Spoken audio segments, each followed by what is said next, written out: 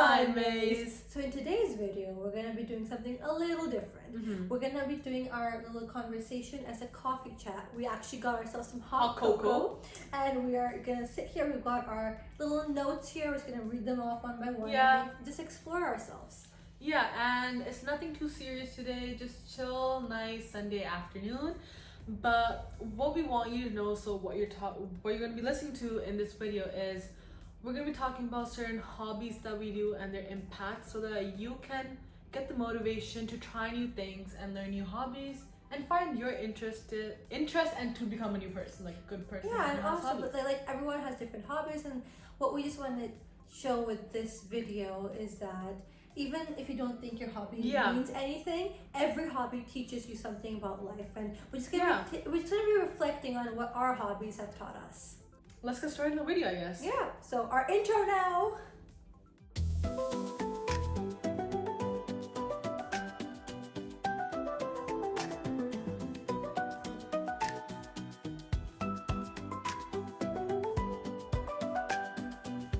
So my first hobby is art, and for people who know me know that I have been doing art for forever now. Like anything to do with art, maybe it be sculpting, painting, drawing, sketching, any kind of form of art, anything, it just intrigues me. But the one I want to talk about the most is painting. And I know painting doesn't sound like, oh, you're just painting, you know, but what the thing is, when I paint, I pick up the paintbrush, no matter how tensed or in stress I am, the moment I put it on the canvas, my brain blanks. I don't think about anything. It's just me painting. It brings me this level of peace, which I think is really important when you have any kind of hobbies, is when you feel at peace of what you're doing.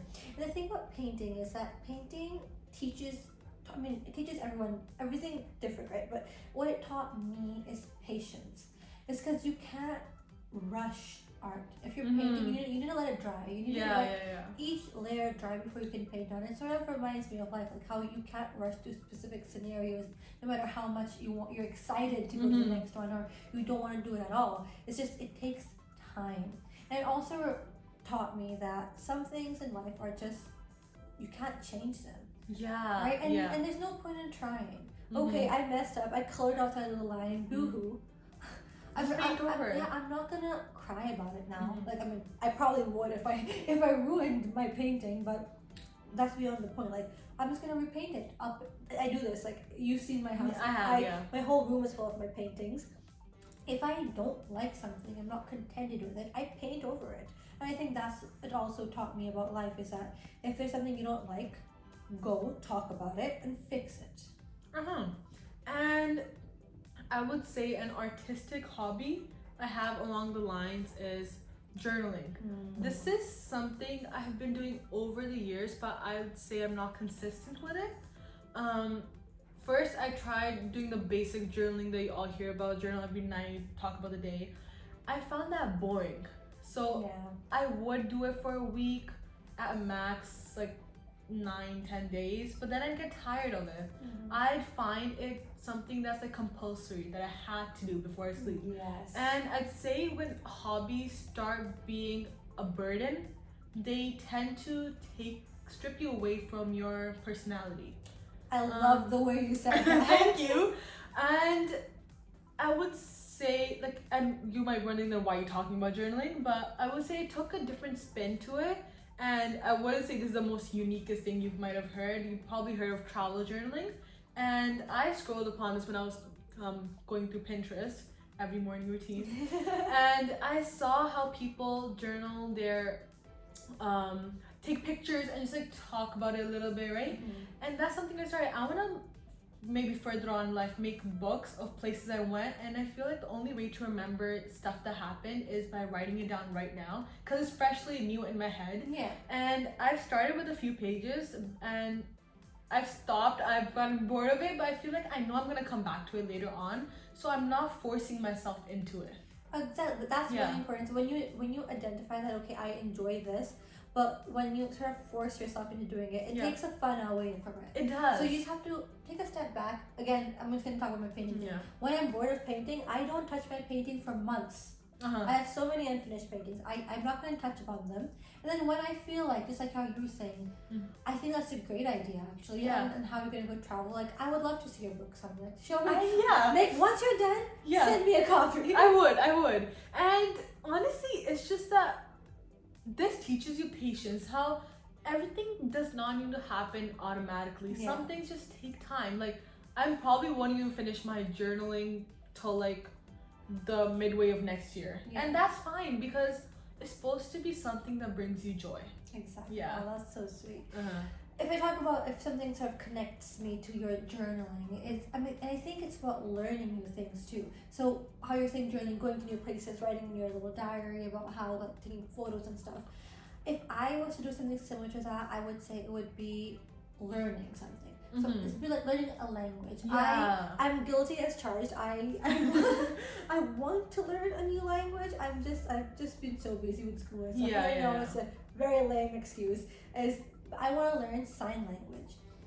I have started it. Yeah, let me tell you, she has learned so many things in sign language. Yeah, so the reason I want to learn sign language is it's a new language. Whenever you learn something new, it expands your memory. It expands the way you process things. Like, I am trilingual. I speak in Punjabi, my mother language, Hindi, and English. Just like Same. So anytime I have an emotion, I can think in 3 languages. I can express myself in 3 languages. This is just another way of expression. And expression of emotions is completely necessary. No matter you do it through vocabulary, like how we're talking, through gestures, like how hand gestures could be, or even through art, how we were talking about it before. Just expressing yourself is quite important. And again, I'm just starting to learn sign language, and just like you were saying, I start it and then I stop it, and then I do it again, and then I stop it, and then I do it again. It's not consistent, but maybe one day it will be. And I've been to her house. She has this chart that has the letters of the alphabet in English, and then the action you're supposed to do in sign language. I tried learning it. I tried spelling my name out, but let me be honest, I forgot right that afternoon. But I feel like this is something that helps you in memory as well, right? Yeah. Because when you associate gestures with words, that helps you memorize. Like hi. This is pretty simple. Hi. I'm sorry. No. Like hi. My. That's also name is, and then you just like DILPRDET, stuff like that, right? Not DET, EET. Yeah. So stuff like that. It helps your memory, but it also helps you express yourself, which I think is good to have in a hobby. And something along those lines that is kind of building your understanding and intelligence in a way, I would say is history, and more specifically researching specific historical events and significant people that we've seen throughout history. I feel like, okay, story time. I was in class one day and there was a conversation about this one significant person in history, and I felt kind of sad and ashamed in a way that I didn't know who that was. And it's something that I just want to gain in the future, I'd say. So what I typically do is I have this old notebook, there's like stickers on the cover and everything, and I dedicate one page to a person. So one I did was Franz Kafka. I'm telling her about it in the morning today. Yeah, she was. Yeah, and he is a German author with magnificent books that he's written, and he has a different way of society and perceiving it in a way. Yeah. And there's this amazing quote that even she knows. It's I was ashamed of myself when I realized life was a costume party and I attended with my real face. Yes. Oh my god. This is like that. It's just a deep quote. Like, I just want you to pause right there and just think about it. But that just tells you how extremely intelligent this person is. And reading this person's work just makes you think of life in a new way, I'd say, right? Yeah. So I would say researching is a skill that I've tried, and it might sound as the most nerdiest thing you've heard. I swear, she reads books, she researches, like she's one of the smartest people I know. Look who's talking. She's a scientist sitting right here. Yeah, we're just gonna butter each other. Yeah. That's what we're gonna do. No. Jokes aside, no, that's a really good research, like to a hobby to research and stuff. Yeah. I wish I could do that, but again, we're different people. Yeah. I'm not gonna research unless it's for marks, which is not good. Yes, I am. Yes, but you know what? Jokes aside. But that just shows you, even in school, if there's a certain subject that you love, Yeah. like I know she loves science and more artistic subjects, Yeah. and that's what she takes upon herself. I would say history is my favorite class in school. Yes. So this is She loves yeah. it. Geography, history. She Yeah. got it all. So that just shows you, if there's a subject you like to do, just you can make it into a hobby. Like I don't think there is a specific hobby that's called researching historical facts, but I guess I made it to myself that that's a hobby I like to do. You know, it makes sense. It's Yeah. something like, I mean, I don't research, but I love to collect quotes. Oh, I yes. remember a lot of quotes. Like, if you just Even this morning, I was like, oh, there's this famous quote by Franz Kafka, and then she was like, oh, I know it. And I was like, of course you do. I literally have a quote for almost every situation. And my friends, like, including Everett, like, I just tell it to them, and they're like, yo, you have a quote for this as well. Yeah, But but it's really nice because it is, yeah. you think about it from a different person's perspective. Yes, Which yes. always changes your perspective, you know? Like, there was one that said that I was crying that I had no shoes until I saw a man who had no feet. Oh, yeah, like, see, like, she is crazy. So, like, it always gives you a different perspective of listening to the world. Like, right now, we have lost our list. No, I was trying to put it in auto lock so that it doesn't start, like, turning off, but Yeah. my phone's just dying, so. So, like, just like that. Yeah. So, enough about, like, the learning aspect. Yeah, like, yeah. learning. Those are all the mental capacity. Those are all what you do is when you want to increase the way you perceive things. Like if it's upon how you think, if it's about how yeah. your memory works, it's about how you improve your psychological aspect. But let's talk about some hobbies that we have which are more physical and how they also hold a psychological impact.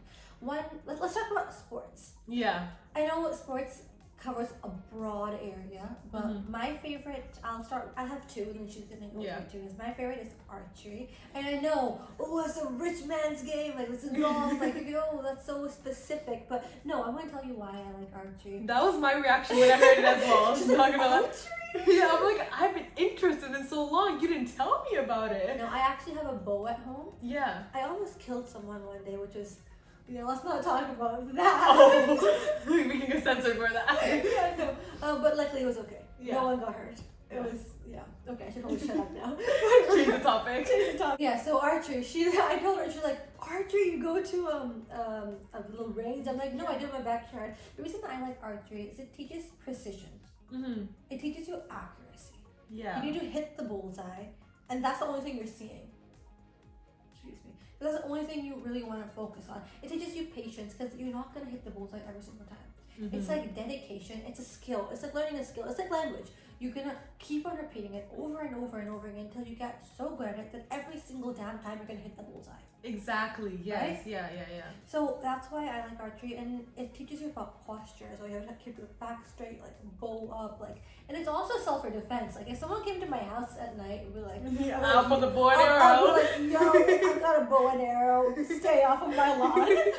Put a sign in the front of your door. This girl can do the bow and arrow. Yeah, exactly. I should do that. And then a more generalized hobby. I mean, people don't consider this a hobby, but walking. Walking is a great hobby. Because it helps you debrief. You're walking alone. Like, I take my dog on a walk every single day. Yeah. Like, you walk, you get fresh air. Like, I'm not going to go into science of why that fresh air makes you feel better. I want Even to. though she could. I could, but I'm not going to bore you with that. But it helps. Yeah. And it's just, you can literally imagine and see all your thoughts go through. You can analyze yourself, like, okay, why am I thinking this way? This thought's coming to my brain at this time. What does this mean? XYZ said this to me. How can I respond? And I know it sounds like overthinking, but once you think about that thought, it makes it less stressful on you. Yeah, you kind of get rid of it through that. Yeah, it's sort of like, okay, I've been through you. Yeah. Now move on, brother. Exactly. And you're not stressing you out throughout the day. You're right. Thinking about it, right? Just get rid of it. You thought about it and be like, okay, this could have ended differently, but it's okay. Life happens. Life happens, and you just do what you want to do. What are some of your things you do? So I would say I might be the least sportiest person you'll ever meet, but there are certain sports that do make me happy, and one is tennis. And the people who know me who are watching, they know I've probably played tennis like once every 3 months. But I would say hobbies are stuff, as we said before, that they don't happen every day. Yeah. Like maybe once a year probably, but it's just that something that makes you happy. So I play tennis when I go to her house, and because she has a court nearby, the school court, and we just play there. Yeah. But I would say tennis is a sport that kind of teaches you precision and multitasking, right? Yes. Like Coordination. coordination, trying to do two things at once, which is really helpful in the future, like for your school work in general in the world as well, right? So tennis is something I really like to do. I would say it takes me like a few minutes to get the hang of it. She knows. It takes like 10 minutes to like let me hit the ball. Warm up. No, Yeah. I mean, it works, and it also teaches you about what's that word called? It's not about about non-competition. Yes, and I would say this also tells us that hobbies, you don't have to be perfect at hobbies. Yeah. I would say I'm not even close to being perfect at playing tennis, not even close. But it's something that just makes me happy. I like to do it once a while, probably once a year, but it just makes me happy, I'd say. I know, and, Right? and it does, because she comes over to my house to play tennis, and that's really fun. And what it makes us realize is that the motive of the game is to win. We like every game sport is that your team should win. But when you're playing it with your loved ones, you don't care who won. I just remembered something. You want to keep the game going, and that's how we sort of perceive it. It's like we just wanna continue having fun, you know. And I just remember when she was talking about it being competitive, we are probably the least competitive people to play sports, because something we always end up doing is, so first we like, okay, we have to like throw it back at each other 15 times and then we can go back home. But that's the example. But what we do is we sing songs while playing sports. So something we do is play this game called Antakshari, and we love playing it. We're lovers of it. But we do like, okay, whoever loses, then we go back home. Kind of set a time period for us. And that's just a way that shows that we're kind of like doing many tasks at once doing that. Yeah, and it's again, you have to have fun. Yeah. What's the point of playing something if you're not having fun in it? And you don't always have to follow the like rules and all, you know. But another one, I'd say my second one is swimming. I did take swimming lessons, but I never got past level 2 for some reason. It's okay. It's okay, but we don't talk about that. We don't judge. Yeah, but I'd like to say, recently I went to Singapore for vacation, and my, like, God bless, my cousins had like the pool in the condo. So I went swimming every single day. I would go for a midnight swim, and it was amazing. I'd feel, and I kind of lose a sense of the world as I stepped into the pool. Yeah. And honestly, when you're holding your breath underwater, time goes slowly. Time stops. It does. It's like you can feel your breath. You can feel the importance of breathing, but you're still so like lost in that like aura and love of the water that you don't really care. You sort of feel like you don't belong anywhere. And it's also in a way just tells us how every moment is so precious. And when you just go for that midnight swim, you just feel like you're the main character in a way. Like, you know, like you're just having the time of your life. And everything just goes by nicely. And what we're talking about is that we don't, like, what her hobbies are not particularly good. My hobbies would be, like, I love swimming. It's one of my favorite sports is swimming.